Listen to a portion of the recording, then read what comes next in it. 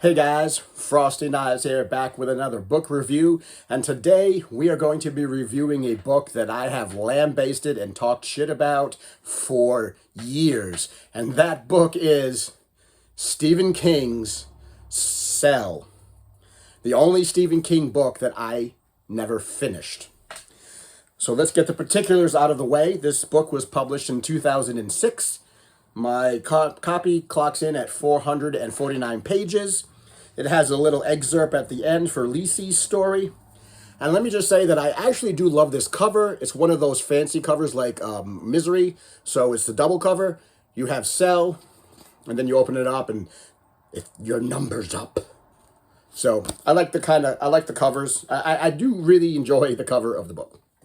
So let's see if this is still a terrible Stephen King book, and if I still hate it. So let's talk about the story of Cell, and it really is a very simple story. The book centers around a man named Clayton Riddell, or Clay.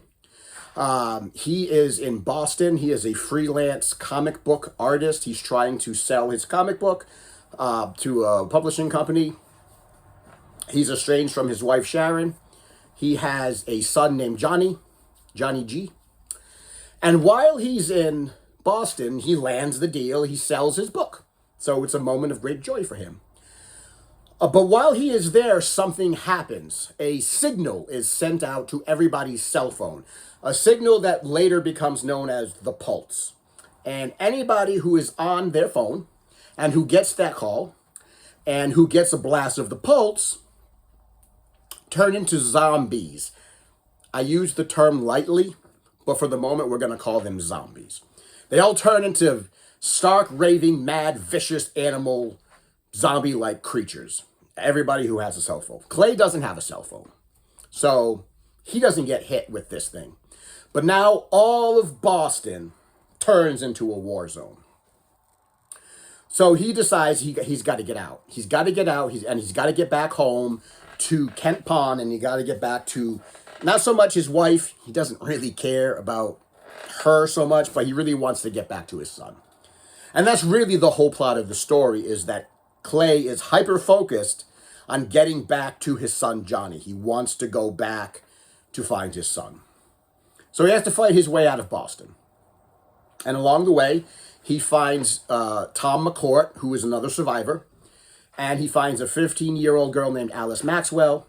And they team up. And they decide that they're going to travel together.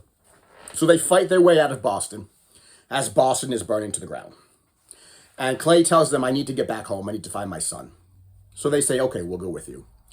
And so they go. The book takes place over a 2-week period.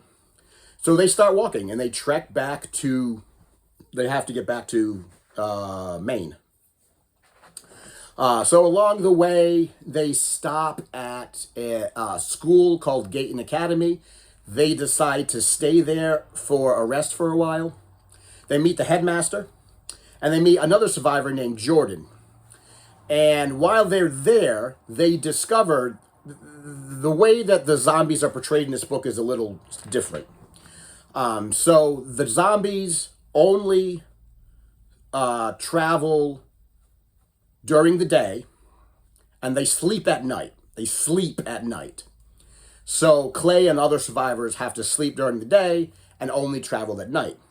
When they get to Gayton Academy, they find out that a large group of zombies, over 1,000 zombies, are sleeping in the school's football field.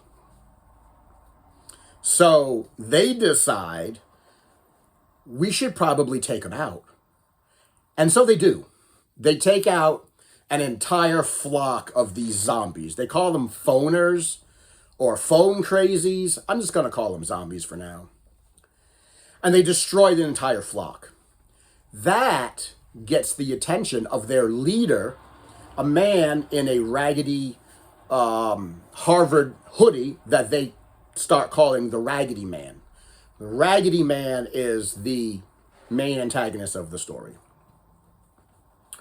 So the Raggedy Man is not happy that they've torched about 1,000 of their flock.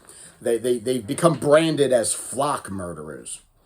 And so they tell him, the Raggedy Man doesn't really tell him, they're all telepathic. We'll get to that. But they become untouchable to the flock because, and the Raggedy Man says, you have to go north. You have to go north to what he calls Cashwhack equals Nofo.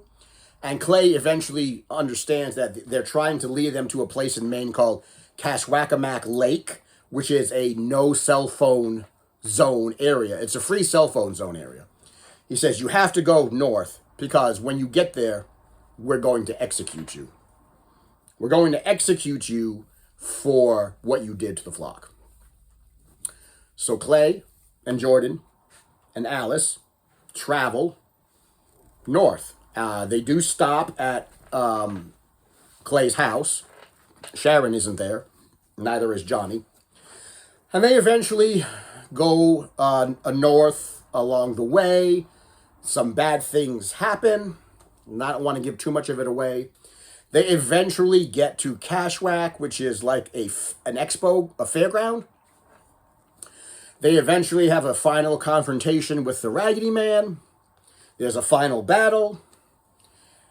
Clay and Jordan and Tom and a couple of other people that they meet up with, Denise and Dan. Yeah, that's all of them. They eventually escape from the Raggedy Man. There's a final battle. A lot of destruction. A lot of devastation. Big body count. And at the end, Clay says, I want to find my son. He's probably a zombie at this point, but I still want to find him. So he parts from everybody.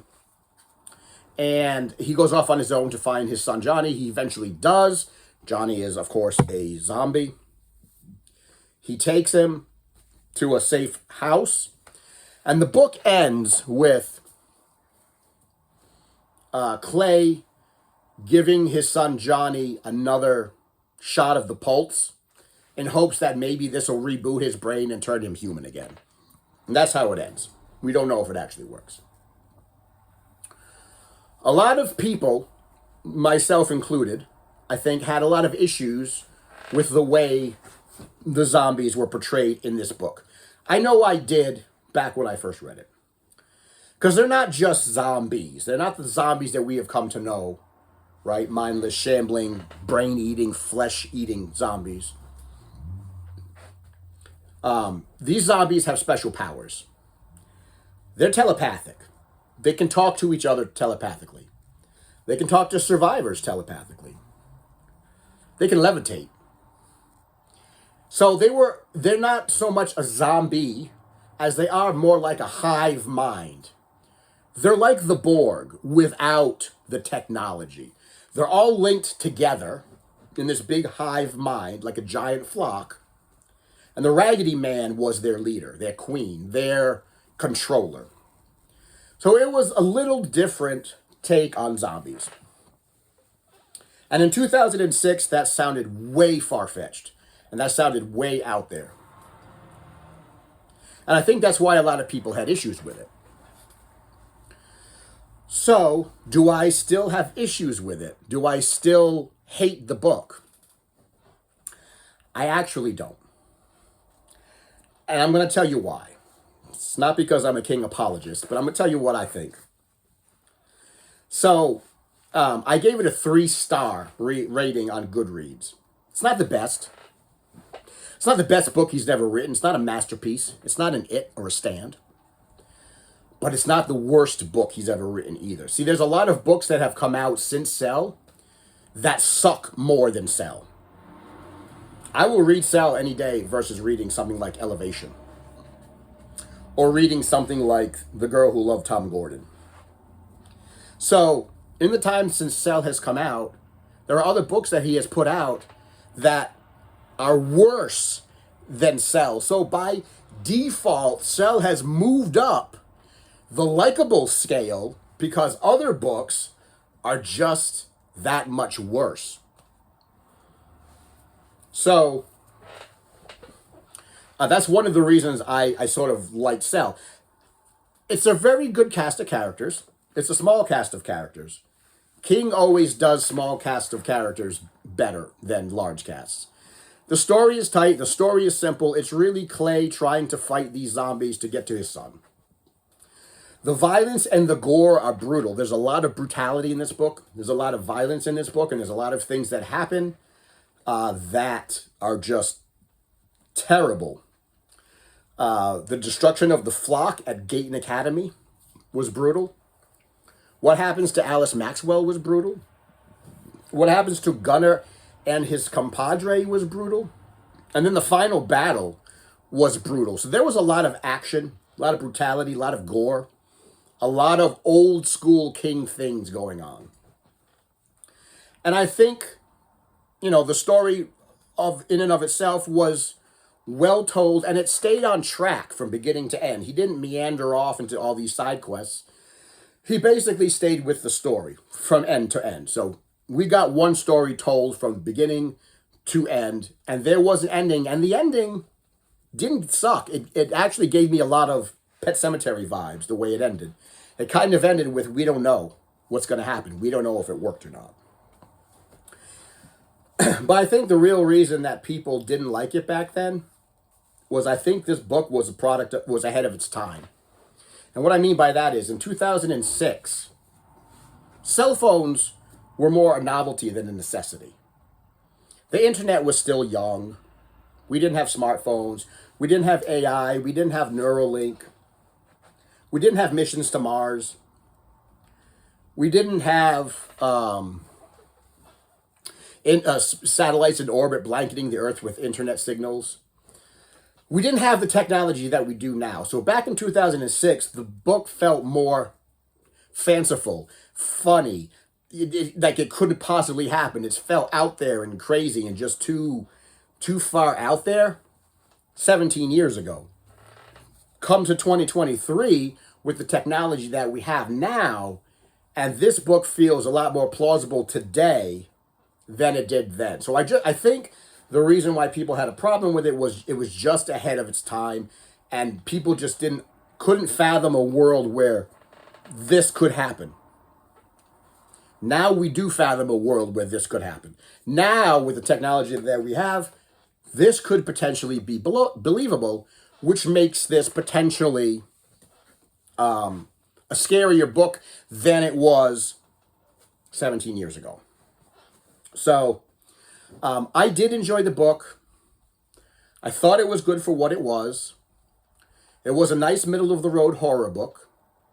I could accept his take on zombies. I could have done without the levitation part. I think that was going a little too much. But I can accept it. And I think it's a lot scarier now than it was then. I just think the book needed technology to catch up to it in order for it to be truly sort of horrifying and terrifying. It's not his worst book by any stretch of the imagination.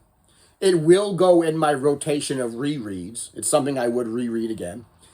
And I think it's probably worth your time to just give it a shot and read it and see what you feel and what your take is on it. So guys, that's my review of Stephen King's Cell from 2006. 3 stars on Goodreads. Have you read it? Did you like it? Did you not like it? What is your thoughts on Cell? Did you see the movie? How was the movie compared to the book? I haven't seen the movie. Be interesting to see that comparison. Let me know what you think down below. If you liked it, if you didn't like it, if it was just okay, if it was the greatest thing you've ever read. Let me know. And as always, if you've liked the book, if you liked the video, give it a thumbs up, give it a share it around, tell your friends, tell your enemies, tell people who still don't have a cell phone in 2023 because they are scared to turn into a phone crazy. And until next time, I will see you in the next video.